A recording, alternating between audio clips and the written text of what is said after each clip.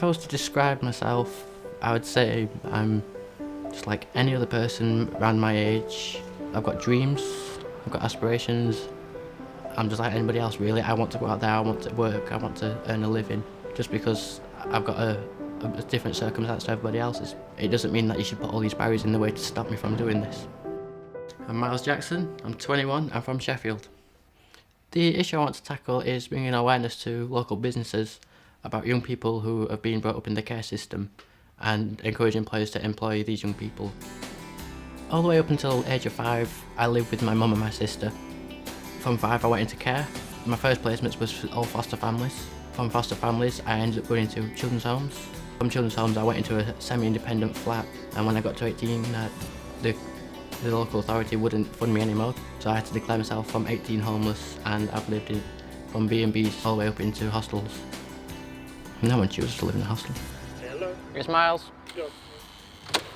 I think employers automatically build up an image in the head of when you say, oh, I've been brought up in the care system. I think they automatically presume you're going to be a bad person. But the way I've always challenged life is remaining positive through it. The more positive attitude you've got towards things, the more you can achieve. It's still a huge problem. In this day and age, we think that people have moved on and been able to give everyone a fair chance, no matter what the background is. We find it very frustrating that a lot of young people are not being given the chances to prove themselves in employment. The way I'd like to change this stereotyping that is currently out there is by going to employers and giving a presentation.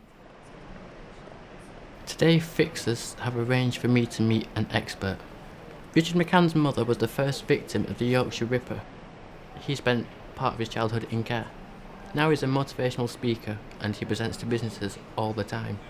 For me, one of the most important things is having a dramatic opening, really get their attention right from the start. I could draw upon my own personal experiences, like for the introduction, to like highlight what it's like. Doorbell which rings, there's someone at the door, and it's an actual social worker. How old were you when that happened? Age 5. Age 5.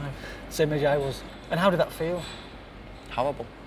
Because I've been taken away from this person I've grown to love for 5 years, and just suddenly everything that I've known is just gone, and I'm in a whole new world, a whole new environment, and I had to somehow survive and deal with it.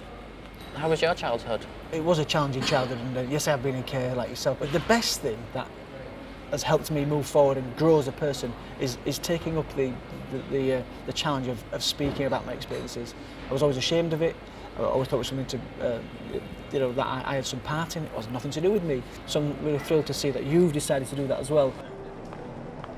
I'm looking forward to working with fixers and create the presentation and going to employers to talk to them. Hopefully the employers will then start employing more young people who have been through the care system. Someone has to speak out for everyone. Not everyone has their own voice.